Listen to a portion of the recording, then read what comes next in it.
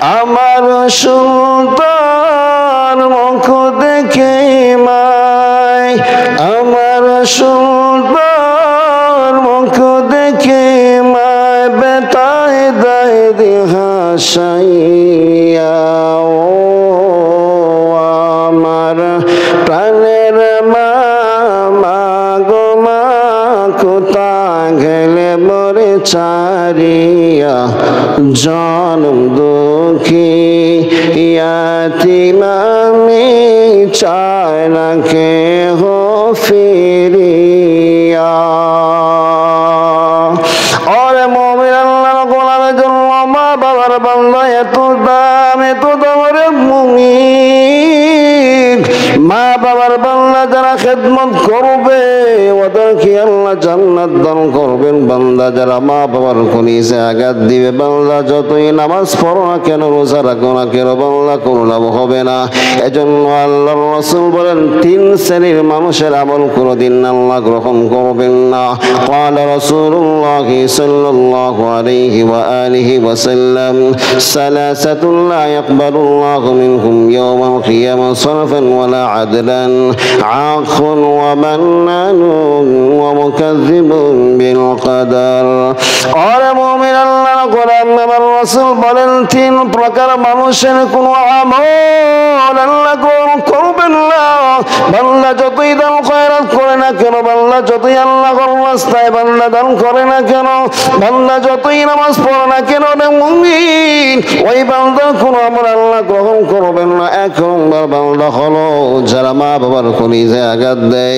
বান্দা ওরা যত আমল করে না কেন রে মুমিন, আল্লাহ এই সমস্ত বান্দার কোনো আমল আল্লাহ গ্রহণ করবেন না।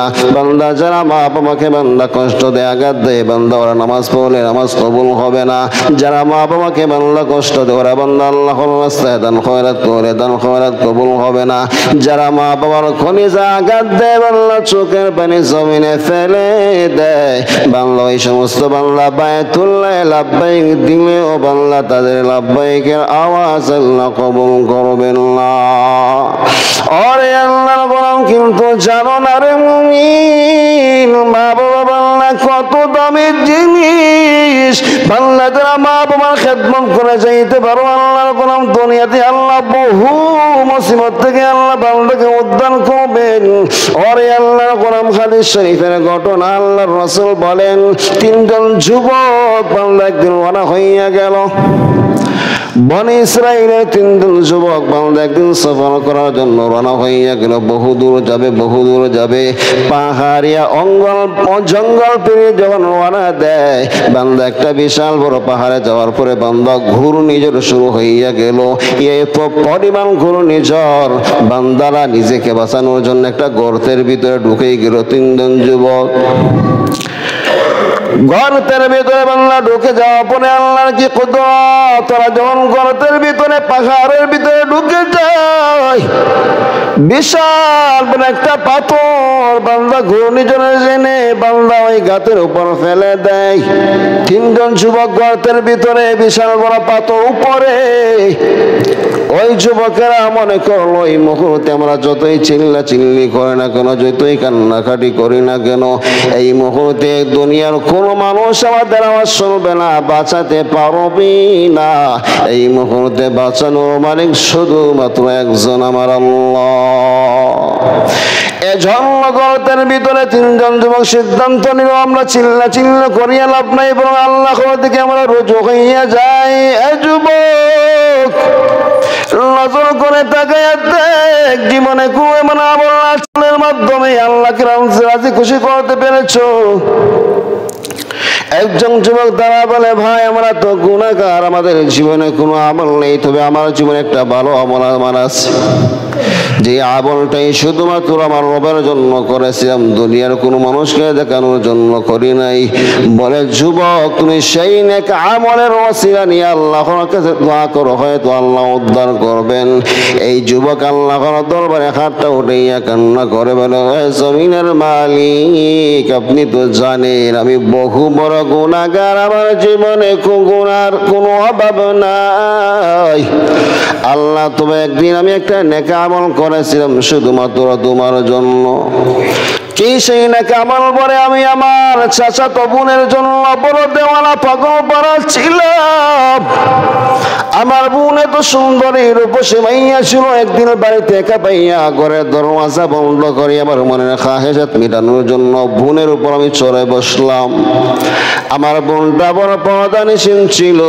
আমার বোন তখন কান্নাকানি শুরু করিয়া দে, ভাই আমার প্রতি জুলুম করো না, আমার প্রতি তুমি জেনা করো না, আল্লাহরে ভয় করো, কিয়ামতের ময়দানে কি জবাব দিবা? হে মহান দয়াময় রব আল্লাহ, আমার বোন যখন এমন করে বলেছিল, আমি চাইলে আমি তাকে দর্শন করতে পারতাম, জিনা করতে পারতাম, কিন্তু যেই মাত্র আমার বোন তুমি রবের কথা স্মরণ করিয়ে দিয়েছে, ও আল্লাহ আমি সব কিছু ফেলে দিয়া তওবা করেছিলাম, আর কোনোদিন আমি জিনা করব না, কোনো বেগানার নজর দিব না। হে মহান দয়াময় রব, এই কাজটা যদি শুধুমাত্র তুমি রবের জন্য করে থাকি, মেহেরবানি করে আজকে মুসিবতের দিনে তুমি আমাকে উদ্ধার ফরমাও। এই কথা বলার পরে পাথরটা বান্দা গর্তের মুখ থেকে সামান্য সরে গেল। দ্বিতীয় জন যুবক দাঁড়াইয়ে বলল, হে মহান দয়াময় রব আল্লাহ, আমিও গুনাহগার, আমার জীবনে এমন কোন আমল নেই যে আমলের মাধ্যমে আল্লাহ নাজাত পেতে পারি, তবে আমার একটা অভ্যাস, একদিন নাকি আমল করেছিলাম, একদিন আমি একজন দিন মজুর রেখেছিলাম, সারাদিন আমার দরবারে কাজ করিয়া সে পারিশ্রমিক না নিয়ে একদিন আমার দরবার থেকে ফিরিয়ে চলে গেল। বহুদিন পরে সেই দিন মজুর আমার দরবারে এসে হাজির, মালিক আমার পাওনাটা দিয়ে দাও, বহুদিন আগে তোমার কাজ করেছিলাম, কিন্তু আমি পারিশ্রমিক না নিয়ে কোনো জরুরতের কারণে চলে গেছিলাম, মেহেরবানি করে আমার পাওনাটুকু আমার ফিরিয়ে দাও। তখন আমি বলেছিলাম, হে দিন মজুর ভাই, বিশাল ময়দানের দিকে নজর করে তাকাইয়া দেখ, এই বিশাল ময়দানে যতগুলো ছাগল আছে সবগুলো ছাগল হলো তোমার পাওনা। এই কথা শোনার পরে দিন মজুর বলে, তুমি আমার সাথে মস্কারা করো নাকি? বলে, না না ভাই, মস্কারা করি না, বরং তুমি চলে যাওয়ার পরে তোমার যে পারিশ্রমিক ছিল এটা দিয়ে আমি ছাগল একটা ক্রয় করলাম, তারপর ছাগলে বাচ্চা দিতে দিতে এই পরিমাণ হয়েছে, আজকে বিশাল ময়দান ভরে গেছে, এগুলো হলো তোমার পারিশ্রমিকের ফলাফল, এগুলো তুমি নিয়ে যাও, এগুলো আমার না। ও আল্লাহ, এই কাজটা যদি শুধুমাত্র তুমি রবের জন্য করে থাকি, মেহেরবানি করে আল্লাহ আজকে মুসিবতের দিনে তুমি আমাদেরকে নাজাত ফরমাও। এই কথা বলার পরে বান্দাস আরো দেখা যায় গর্তের মুখ থেকে পাথরটা সামান্য সরে গিয়েছে। তৃতীয় জন যুবক আমার দাঁড়াইয়া বলল, হে আল্লাহ, আমিও বড় গুনাহগার, আল্লাহ আমার জীবনে কোনো আমল নেই রে মালিক, তবে আমার জীবনে একটা আমল ছিল, আমি মা বাবাকে বড় ভালোবাসতাম, মহব্বত করতাম। আমার একটা আদত ছিল, সারাদিন যখন কাজ করে বাড়ির ভিতর আনা হইতাম, তখন সর্বপ্রথম বাড়িতে এসে আমার মা বাবাকে আগে খানা খাওয়াইতাম, তারপর সন্তান সন্ততিকে খানা খাওয়ানোর জন্য জিনিস দিতাম।